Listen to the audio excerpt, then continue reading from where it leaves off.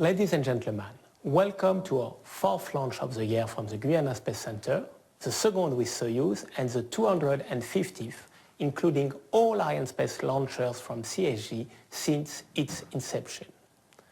For today's mission, Soyuz is set to deliver 2 more Galileo satellites, manufactured by OHB System, into a circular medium Earth orbit inclined at 57.4 degrees above the equator. From liftoff until separation, the mission elapsed time will be approximately 3 hours and 48 minutes. Both satellites will be released simultaneously. Following an acceleration in the deployment of the constellation initiated last year, the European Commission decided last February to maintain the pace by adding today's mission, which is about to enrich the constellation with its 13th and 14th navigation satellites. This demonstrates the flexibility of the Arianespace launch vehicle family to adapt to customer needs. Moreover, the deployment will carry on this year and will be taken over by Ariane 5 ES, with a mission planned in Q4 for the launch of 4 more Galileo satellites, bringing to 18 the number of satellites deployed for this constellation. In all cases, mission integration is made in the framework of a contract signed with the European Space Agency, responsible for Galileo's space segment. Arianespace is thus very grateful to the European Commission and to the European Space Agency for their continuous trust in our launch systems, which makes the European Union Arianespace first institutional customer. It is a source of great pride for Arianespace to provide European governments and institutions with independent access to space thanks to its launch vehicle family. But our 15th Soyuz to be launched from the French Guiana is now ready for liftoff, so enjoy the show.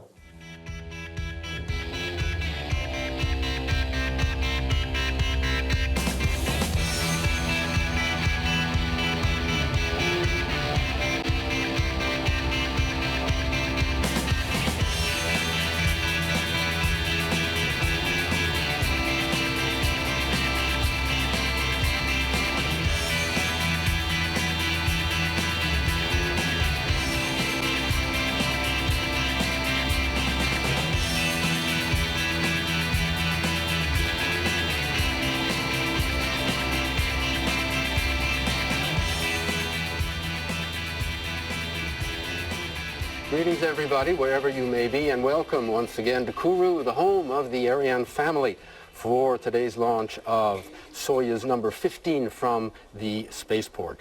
You can follow all the action in English, along with me, or in a French translation with Odile Lacoste, our interpreter tonight. The mission is to launch 2 more Galileo satellites for the European constellation. We're coming to you live, as always, from the Jupiter Mission Control Building here at the heart of the space base, where at this hour all is green and go. We're on time and on target for liftoff due in about a quarter of an hour.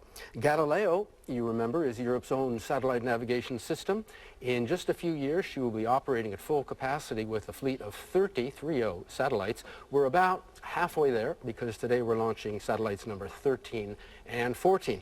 And to do this, we're using the Soyuz launch vehicle. Now, I know the name is familiar to you because the Soyuz goes back to the early days of the space race. She was the workhorse of the Soviet space program and continues service in the French and the Russian programs today. We'll be back with some history of the Soyuz later in the broadcast, but for now, some figures. Soyuz stands 48 meters tall, 4 stages in all. The first stage consists of the 4 boosters, each with its own engines. There are 4 of those. The boosters are clustered around a central core, which is the second stage. The third stage weighs 24 tons fully fueled and produces 30 tons of thrust. Atop this 3-stage assembly is the fairing, which contains the upper stage, a dispenser for the 2 satellites and the 2 passengers, 13 and 14 Galileo today. The upper stage is called Frigate. It was designed to be an independent orbiter with an engine that can be reignited. That's important. We'll get back to that later in the broadcast as well. Soyuz, in all, weighing in at 300 tons at liftoff, making her Arianespace's middle-sized launcher, lighter than Ariane 5, but heavier than the light launcher Vega. The green status panels, which you'll see shortly, are the real-time summary of the state of the mission. We check them from time to time. The information coming in here to Jupiter, looked at by, among other people, this group, which is the Flight Directorate. This is the Mission High Command, led by Stefan Israel, you saw. With him, Igor Novikov, Flight Director at the Russian Space Agency Roscosmos. Along with them, Roland Lagier, the Chief Technical and Quality Officer for Arianespace. And representing the European Space Agency, Gael Winters, Director of Launchers, and Bruno Gerard, heading up the Arianespace facilities. He's head of the Arianespace facilities here. Anything unexpected comes up during the mission, it'll be their job to decide what to do about it. This is the fourth Arianespace mission of the year, and we're flying for ESA, the European Space Agency. And we have a word with their Director General, Jan Werner, coming up for you right now.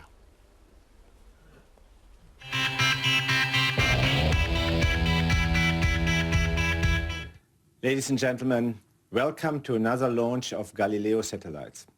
Unfortunately, I cannot be with you, and also there is a new person with us. It's Paul Verhoef, the Director for Satellite Navigation. But I'm quite sure that it's not any longer just another launch. It's a launch, a routine launch, but with very experienced staff from ESA, and I'm quite sure that they will do all the best to have a successful launch also together with Arianespace.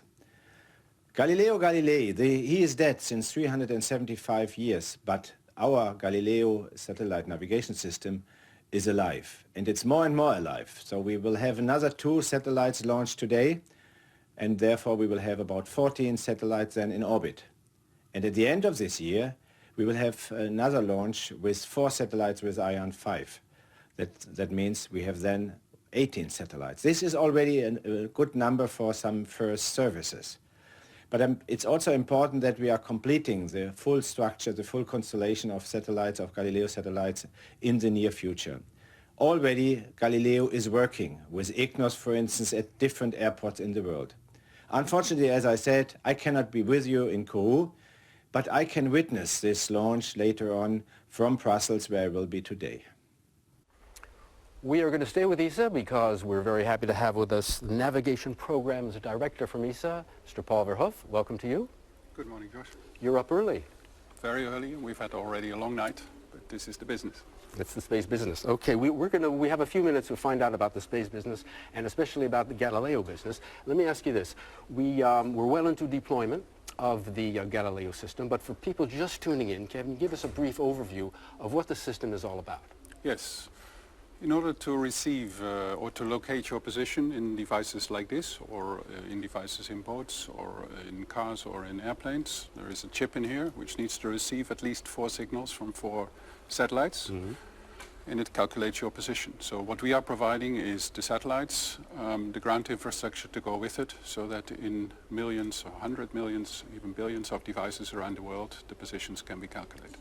Now, the Americans have a system which is up and running, and the Russians have a system that's up and running, the Chinese, I think, as well. Yep. What is Galileo bringing that is new or is interesting that we should know about?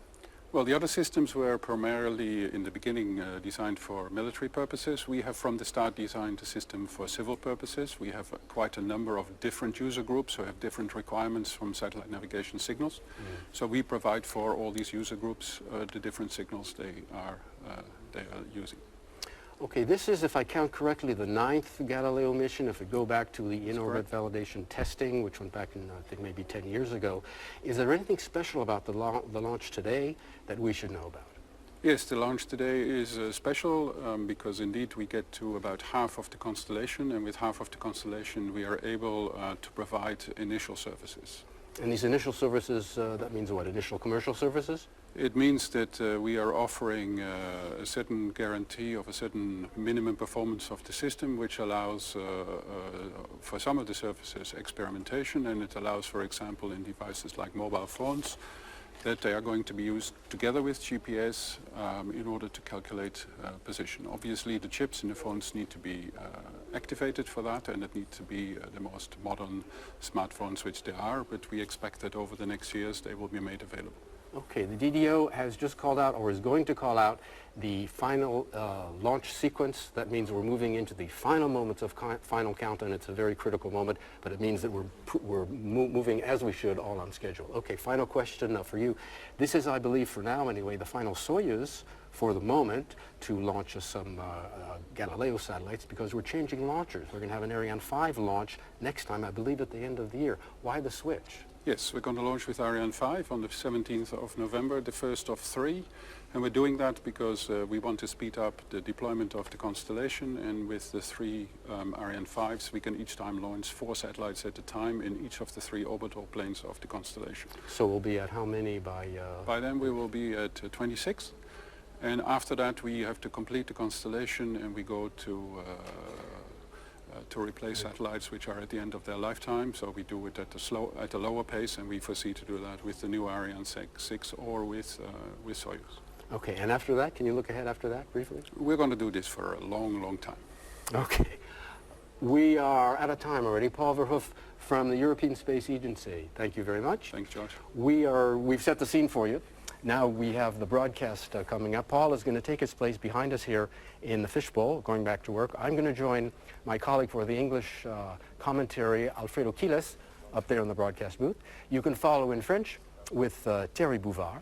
And while we're changing places here, take a look at the first of many films coming up for you. This is the launcher campaign, and it'll show you how Soyuz has put together and prepared for her mission today. And we'll be back with more after.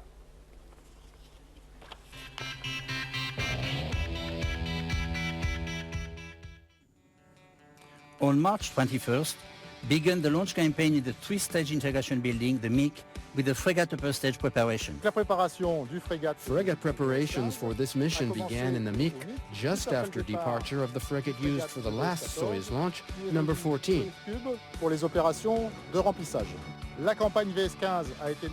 The campaign for this launch was temporarily halted during operations for Soyuz 14, and just after its launch, integration of the lower 3 stages for Soyuz 15 began in the MIC, along with its frigate fueling operations. The 2 campaigns were carried out back-to-back by the same teams. The VS15 launch campaign began on the 5th of April with the arrival of the 2 Galileo spacecraft at Félix Éboué Airport in Cayenne. As usual, spacecraft preparation was performed in the S1A payload facilities for 3 weeks and a half, and filling operations followed in S3B building from the 2nd to the 9th of May. D-4 dedicated to the spacecraft encapsulation under the Soyuz fairing in the S3B payload facility. Last Friday, the 3-stage was transferred from MIC to launch zone, where the launcher was erected on a vertical position, immediately followed by the connections between the launcher and the launch pad. By the afternoon, once the gantry was moved on position to get access to the different launchers' levels and to protect it till 1 hour before liftoff, it is the turn of the upper composite to be transferred from S3B building to the launch zone and integrated onto the 3-stage. Are connected the electrical and fluid links and the fairing venting system. It is also the day of the range dress rehearsal. On Monday, May 23rd, the launch readiness review gave the green light to begin the final countdown operations. From that checkpoint, the launcher and the satellites are ready for their journey.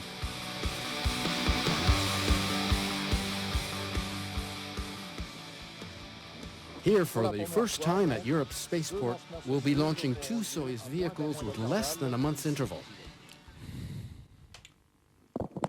Joshua Jampel back here with Alfredo Quiles, head of the Navigation Security Office for Galileo and EGNOS. Welcome to you. Welcome. Thank you, Josh, and welcome to everyone listening, in particular in the operational sites. Speaking about the operational sides, people are working in other places along the launch base than here, where we are in Jupiter. We're showing you some of those.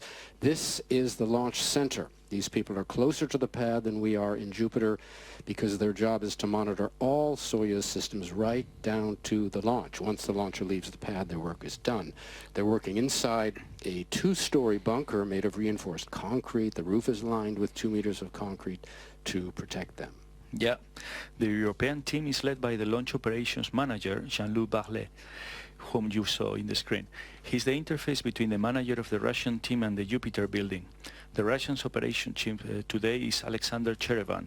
He works alongside representatives of the main Russian firms participating in the program, like NPO Lavochkin, RKT's Progress and others. In all, over 100 people are now monitoring the final countdown operations.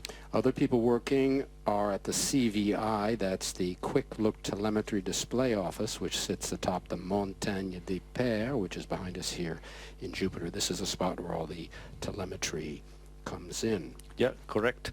The telemetry sent from... Over to Claude Legrand and Remy Chevrier of the Quick Look Telemetry Center, whom we just saw, for a presentation of today's mission. The launcher is composed of two parts. The first part is the Soyuz STB, composed of 3 stages.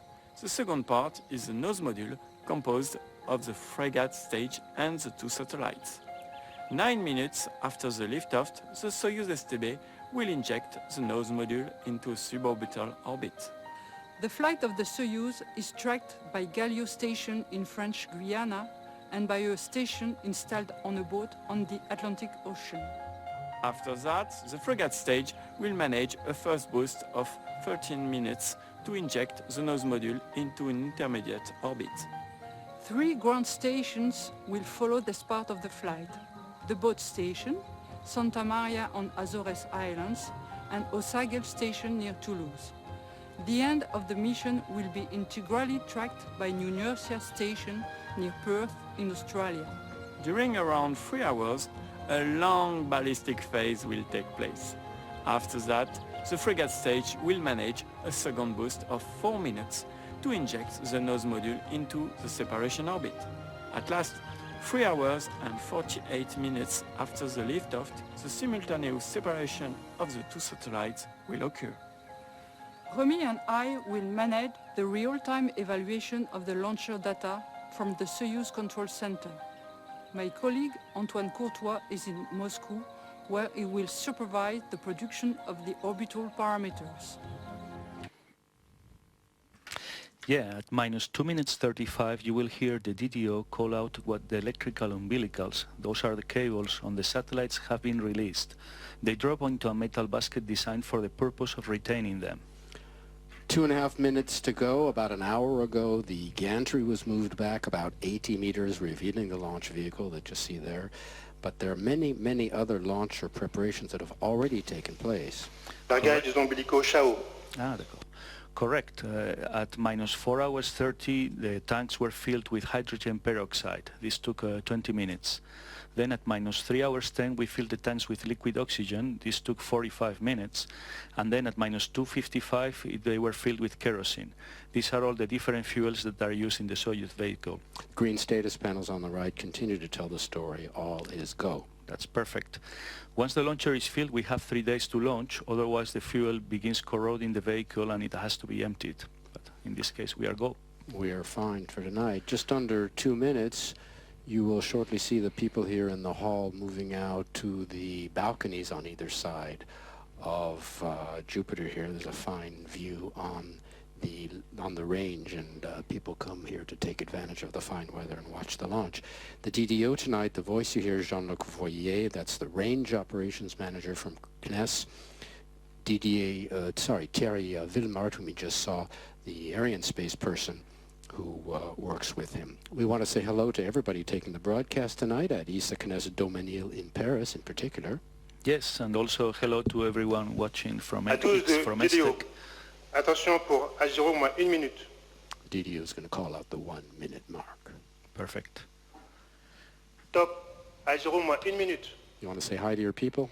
Yeah, hello to the people watching in ESTEC and also to the operational teams in ISOC and in the Fucino Control Center and the Oberhofen Control Center. All right, here's some things to watch for the ignition sequence from minus 17 seconds to minus 6 seconds. The engines are tested automatically in 3 phases at about 20% of total thrust, then at an intermediate pressure about 50%. You see the arm falling away there. That's always a very exciting moment. And then finally at full throttle at minus 3 seconds, the order is given for the full throttle. We'll let the DDO call out the final countdown, and we'll be back after Soyuz has cleared the tower. Enjoy the liftoff, everybody. À 12 de DDO décompte final. 10, 9, 8, 7, 6, 5, 4, 3, 2, 1, top, décollage.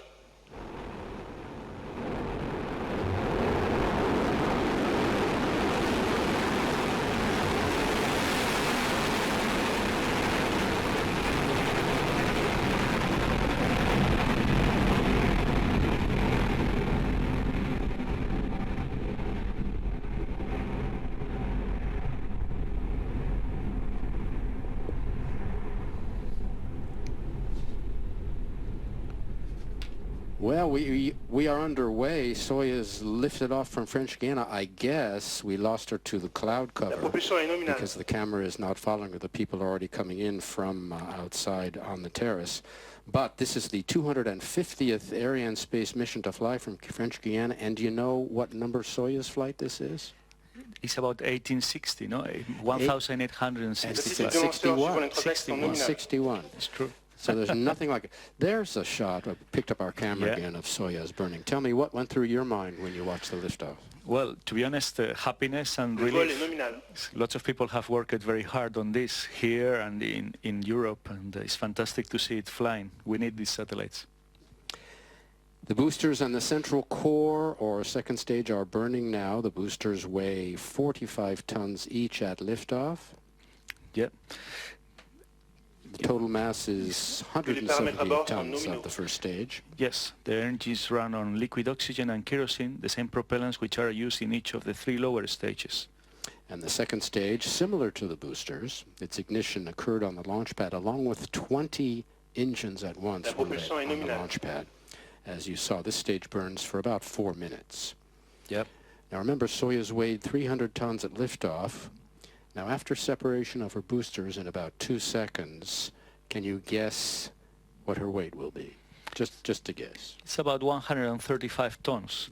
So this is very impressive. This means that it loses half her weight in about 2 minutes. It's pretty amazing. There's the animation, the cartoon of what it looks like up there. On the bottom of your screen, on the bottom left, our altitude climbing towards 60 kilometers. On the right, our speed approaching 2 kilometers per second. Looking ahead, briefly, the mission is in 2 parts. After frigate separation, there will be, that's the 4th stage, there will be a first burn of its engine, which will last for 13 minutes. When this is over, frigate goes into what's called the ballistics phase, where it'll coast for about 3 hours, making its way toward where the satellites will be separated. And during this time, we'll cut away from the broadcast, but we're not there yet. Yeah, we'll return in the air for the second frigate burn and satellite separation. It's interesting to see that Soyuz is built by RKT's Progress and the Samara Space Center, which also designs and develops the first 3 stages. Soyuz, as we mentioned, goes back to the first days of the space race, introduced in 1966. It has everything going for it. It's a reliable vehicle, it's efficient, flexible, it's cost-effective, and has handled in one version or another, this is the second, it's an updated version for French Guiana, in all versions, all types of missions, from telecoms, Earth observation, to weather, science probes, Mars missions even, and it's the only manned vehicle able to reach the International Space Station. Isn't that right? That's right, Josh. It's impressive. Some basic Soyuz facts. It orbited the first artificial satellite, the Sputnik, in 1957, and also the first man in space, Yuri Gagarin, in 1961. Also the first woman in space, the first spacewalk, and also it has the highest demonstrated reliability record, close to 99%. We've had jettisoning of the fairing, and you can see the 2 satellites exposed now to the elements. Those are the 2 black boxes. In the middle is the dispenser, which will push the 2 satellites away from each other when they are separated. The fairing measures how much? It's tall, right? It's 4.1 meters diameter and 11.4 meters high. I was next to it yesterday, and it's really, really tall. You were dwarfed. Yes, completely. By the fairing. Yeah, and we can now get rid of it because we are high enough in the atmosphere, so there is not, actually the atmosphere is very thin, so there is no heating or friction, and then we don't need it to protect the satellites, and then by jettisoning it we have less weight and the launcher operates better. So it's a good time to get rid of it now. Yes. We can also get rid of the second stage, which is coming up, the extinction of the second stage, coming up in about 3 seconds. You see the motor burning out and separation of the second stage, ignition of the third stage. Give you an idea of what that looks like up above. One particularity of the Soyuz is, whereas with Ariane, if you know Ariane 5, we separate the lower stage before igniting the upper stage. Soyuz does just the opposite. The third stage is ignited 2 seconds before separation of the second stage. It's curious. The lower part of the third stage, which is called the skirt, is used to channel the flux of this third stage motor ignition down towards the lower stage, where it rebounds, which I guess gives an added thrust, right? Exactly. This means that the third stage can start firing before separation of the launcher's two elements. This occurs at 282 seconds after liftoff. Before this version of Soyuz, without the frigate upper stage, it was the third stage that put the satellite into the initial Earth orbit, but not in this version. And you have to see that during these 10 seconds, the Soyuz will climb 4 kilometers, up to 153 kilometers. You see our altitude over 170 kilometers and our speed 4.3 kilometers. We've been picked up by our first downrange tracking station. It's a boat, actually, in the Atlantic. It's the Naval Transportable Station developed by the CNES. The DDO's voice continues to call out that all is okay on board. He's saying the speed is nominal, the trajectory is nominal, and he says, also confirms that we've been picked up by the first downrange tracking station. That's perfect. Yep. We're going to go to a launch replay in just a minute, the first of several launch replays, actually, so you can relive those very exciting moments of liftoff. If it's the first time you've seen a launch, it's always very exciting. Indeed. We have cameras at several of the, we set several of the observation sites along the base, and as they come in, we get their shots. Here comes the replay. Bonne stabilisation du lanceur.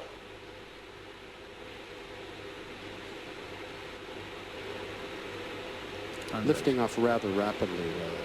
Yes. Much faster than Ariane 5, which is a much heavier vehicle, but not as fast as Vega, which goes up like an arrow. I can imagine. Yes, I have never seen a Vega launch. You should come down for that. I think you'd like that.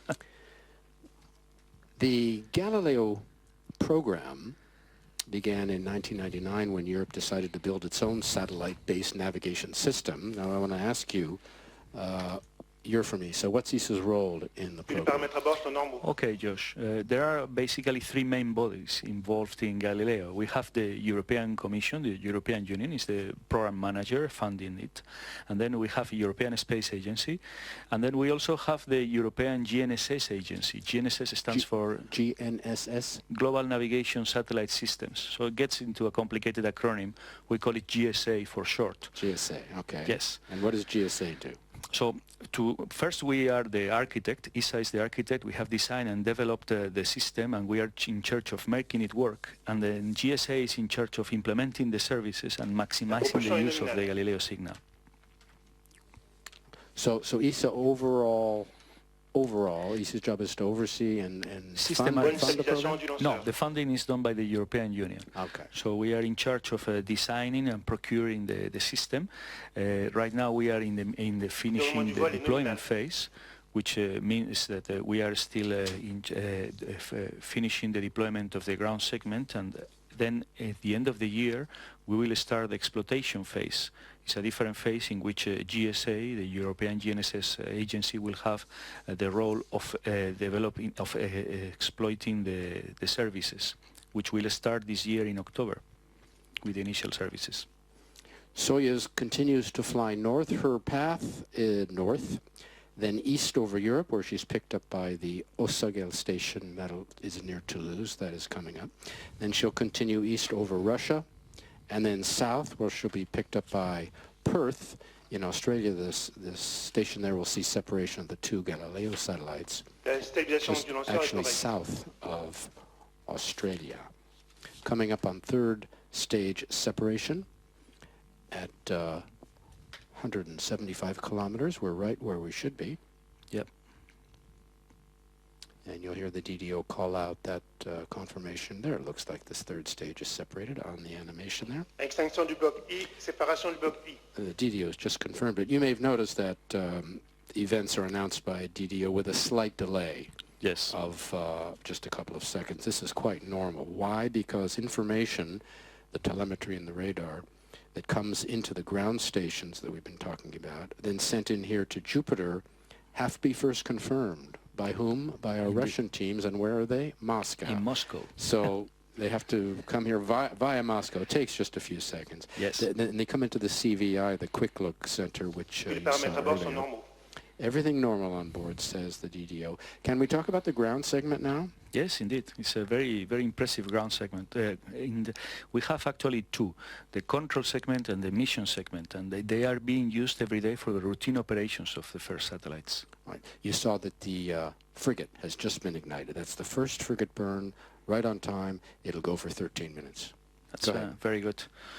So, yes, the ground segment are being upgraded as we speak to increase their availability and operability. So we are implementing redundancies, so with the objective to have the two control centers with the deployment of the ground segments. In this case, for example, we will be able to switch over operations from one control center to the other with seamless upgrades in case of important failures. And where are the control centers?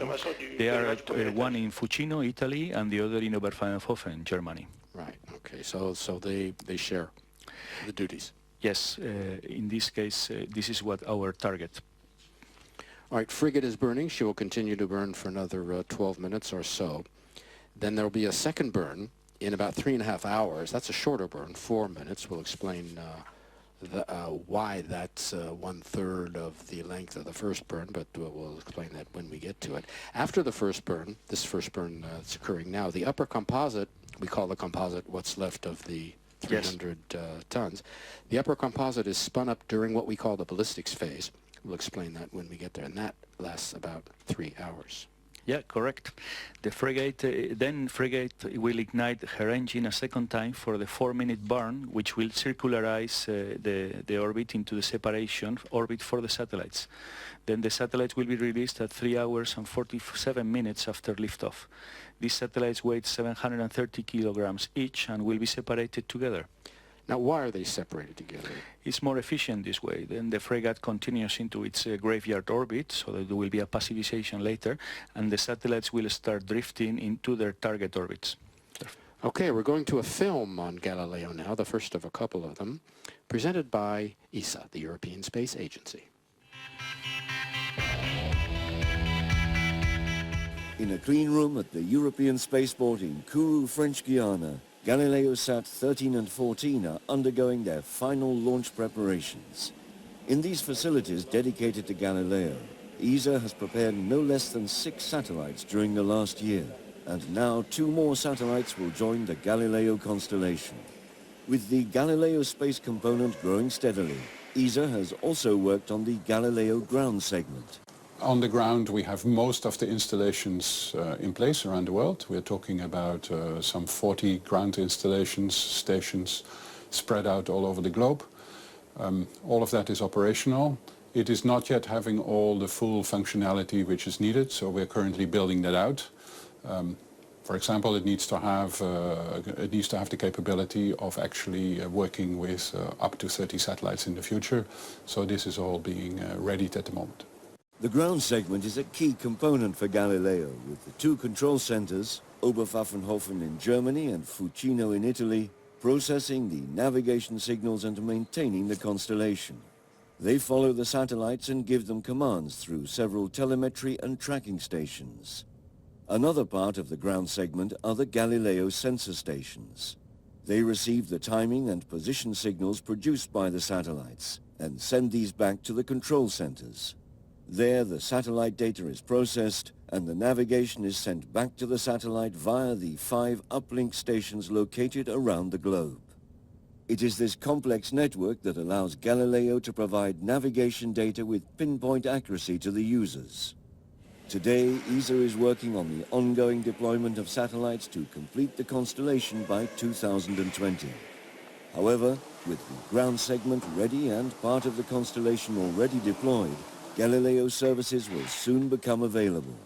The initial services will be announced towards the end of the year. We need to have a minimum set of the constellation in the ground segment in place in order to do that. This is being almost in place at the moment. We are currently verifying that this is all working fine. And what it means is that as of that moment, we can start using the Galileo services. This means, for example, that the combination of Galileo and GPS will be available, which will increase the accuracy of satellite navigation data on smartphones or in vehicles. It's an exciting prospect that the services of the first publicly owned satellite navigation system are being made available to users for the first time. Another milestone for ESA and the European Commission. ESA will also continue to test other services which could become operational once the Galileo constellation is fully deployed.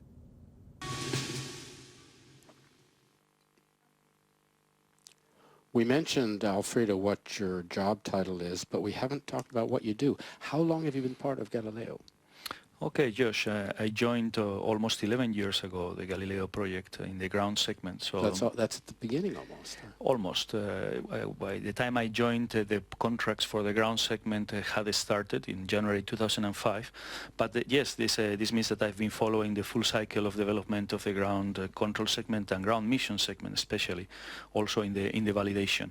So this is very interesting because the Galileo ground segment was deployed in a progressive way, with the first important version released during the IOV phase, which is the in-orbit validation. Right, that's 2005 or 2008. Actually, yes, we launched the GEOVE satellites in 2005 and 2008, and then we launched the IOV satellites in 2011 and 2012.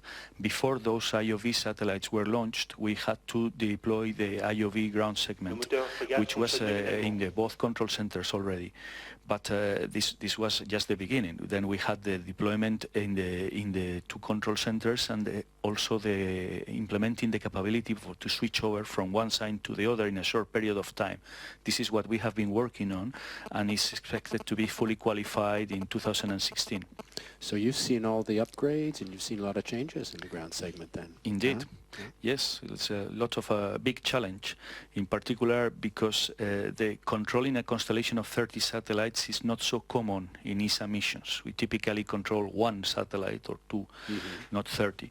And we applied a solution that is based on well-proven systems, but its adaptation and the need to automate routine operations has been challenging, but successful.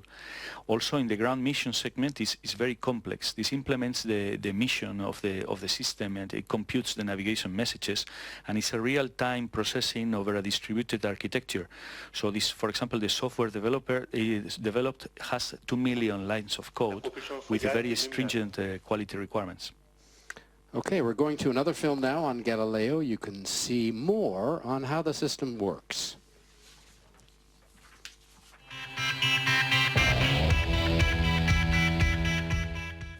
The 30 satellites orbiting the Earth are supported by a worldwide ground segment.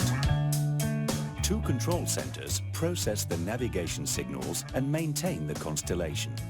They follow the satellites and send them commands through the telemetry and tracking stations.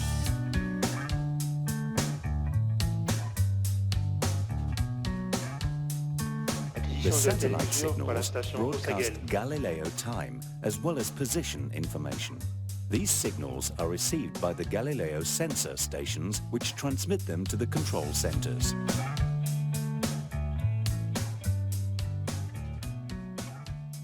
All the navigation data is computed and uploaded to the satellites via the uplink stations. The ULS network is tasked with uplinking the data to the satellites. There are 5 ULS sites around the globe, 4 on the equator and 1 near the North Pole. Thanks to this ground segment, your receiver can calculate your position with pinpoint accuracy.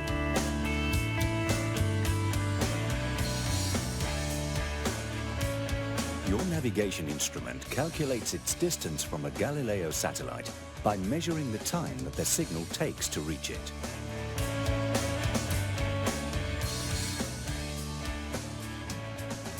With one satellite, you can be anywhere on a circle.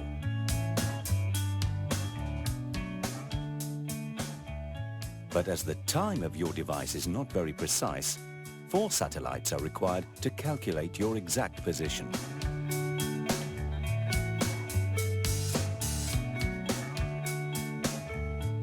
"30 satellites are ideal to cover the whole world.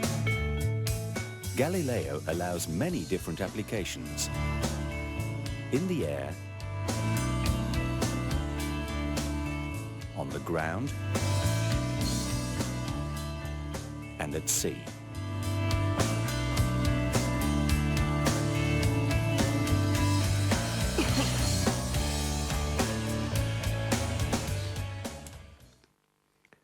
All is proceeding normally on board. If you just joined us, the first 3 stages have done their work. Only the frigate upper stage is functioning now. While you were watching that film, we were picked up by our downrange tracking station in France at Osogel.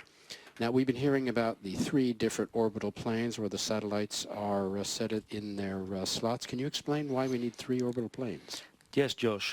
For a navigation system, what is very important is to have the satellites equispaced so that a user anywhere in the world can always pick as many satellites as possible.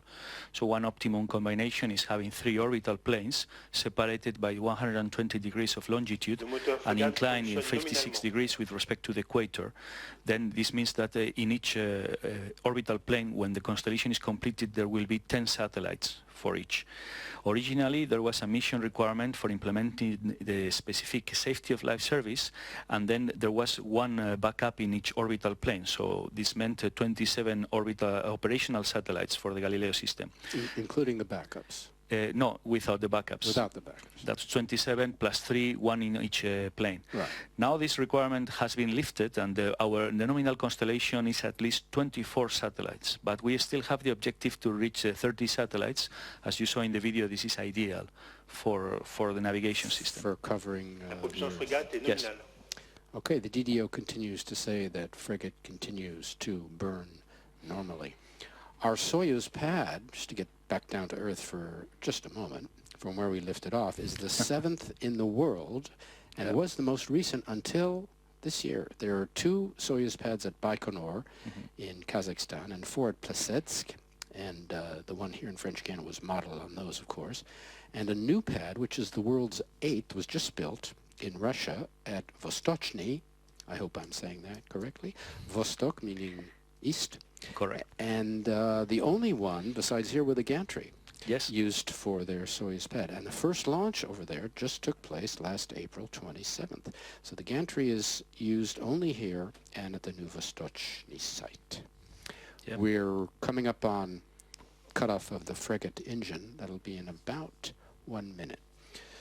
Tell us about the frigate now. It's an automatic vehicle. It's a flexible upper stage? Yes, it's an autonomous flexible upper stage, relatively recent addition, qualified in 2000.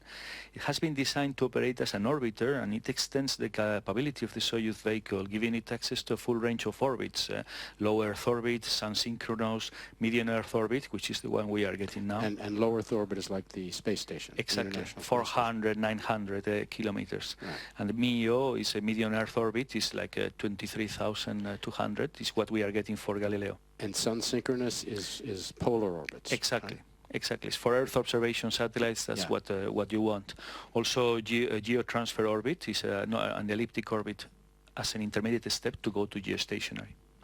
All right, you saw the cutoff of the frigate engine coming right on time. The first burn is over, and the frigate is going to coast for about 3 hours and a quarter, and then it'll reignite for the second burn. This is called the ballistics phase. Now, what exactly goes on during the ballistics phase besides coasting? Well, basically, the frigate will keep its altitude and will climb steadily into the final altitude. That is for the injection of the satellites. It's very important that it keeps a correct attitude, and then in the meantime, it just has to go up. Has to climb up. Yes, a lot. Okay, we are still very low, 625 kilometers. Yeah, and eventually we're going up to 23,000 or 23,500, yes, measured from the level, sea level. Confirmation de la première extinction du moteur frégate. Okay, now Didio's just calling out extinction of the frigate burn. Our next film is on EGNOS, or how Galileo helps out with European navigation in the air.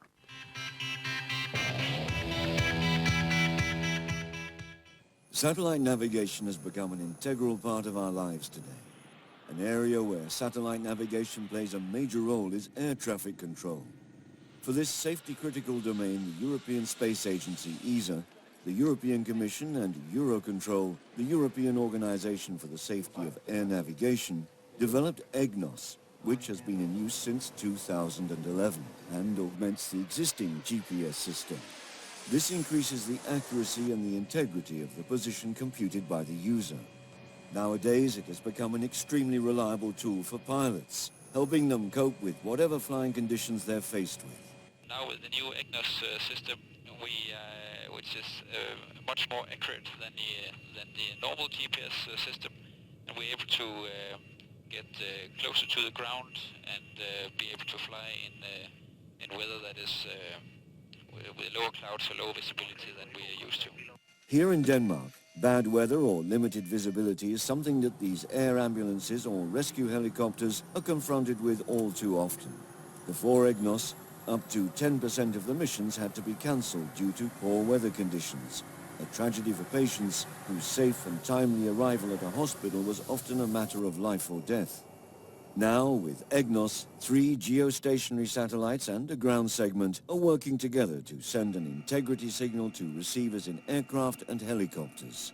This increases the accuracy of the satellite navigation data to 1.5 meters, guaranteeing its quality and improving vertical positioning. We need that accuracy because of the terrain. We're getting very close to the mountains, and that's why we need a very accurate satellite system, and also not only an accurate but also a reliable. Today, the number of aircraft or helicopters using EGNOS is slowly rising. For instance, the Swiss Air Rescue Service, who fly over 11,000 missions a year, equipped their helicopters with the new technology, anticipating a nationwide adaptation of EGNOS. EGNOS is also relevant for civil aviation, as it can replace the traditional ground guidance systems needed for aircraft to land, providing a saving in the costs of local airport infrastructure. At Eurocontrol, experts are convinced EGNOS offers many benefits for aviation in Europe. EGNOS can provide a more efficient service than we had in the past, including improving access to certain airports in adverse weather conditions. So better punctuality, fewer delays, less diversions to alternative airports. More and more airports in Europe are now certified for landing approaches based on EGNOS.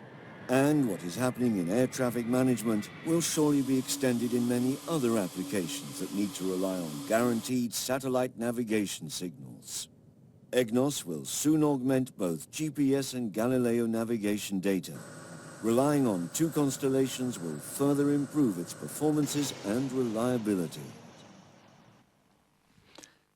Yeah, EGNOS was developed to provide accurate and guaranteed guidance to aircraft, commercial, business and private, for en route phase on flight, but also for precision landing, in particular for medium-sized and small airports in Europe.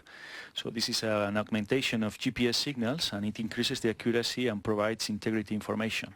In the next versions of EGNOS, it will also augment Galileo, so it's very exciting. I thought the film was very interesting, explained well what the system does. EGNOS stands for European Geostationary Navigation Overlay System, right? Correct. Pan-European system again. And Yes. uses GPS. Exactly, that's the overlay. It's an overlay on GPS. Okay. An augmentation. This is what Paul Verhoef was saying earlier, that you can receive both the signals, GPS and Galileo on your phone. Yes, because they are interoperable. Our next film will tell you about Galileo's prime contractor, OHB Systems. Galileo FOC, satellites by OHB. OHB headquarters Bremen, inside the Galileo clean room on Island 1, where the mechanical integration of the Galileo FOC satellite starts. The last satellite, Flight Model 22, has finished the first part of the mechanical integration and is now ready for the transfer to Island 2 for the first electrical tests. OHB colleagues in AIT are preparing the so-called marriage of Flight Model 18, which means payload meets platform. The modular and flexible design by OHB allows great flexibility in AIT, as well as at the same time it complies with ESA's high-quality standards. OHB's head of mechanical AIT for Galileo, Matthias Tausche, is responsible for all 22 satellites. We have here in Bremen 7 islands. We have a mixture of mechanical and test islands. So we start with mechanical islands, go over to test islands until we reach our configuration here, what we want to reach in Bremen. And every 6 weeks we finalize one satellite. Inside OHB's other clean room, the Galileo satellites are tested on system level before their shipment to Aztec and Nordwijk, where they undergo the environmental tests. By now, all FOC satellites, which have already been launched, show an excellent in-orbit performance. Parallel to the successful delivery of our FOC fleet, OHB is already actively working on the development of the next generation navigation satellites. Find out more about OHB as a leading space systems company in Europe on ohb.de. Galileo FOC, satellites by OHB. We are approaching the end of the first part of the broadcast, but before we break, a couple of notes. The satellites 13 and 14 have names. I think you heard this.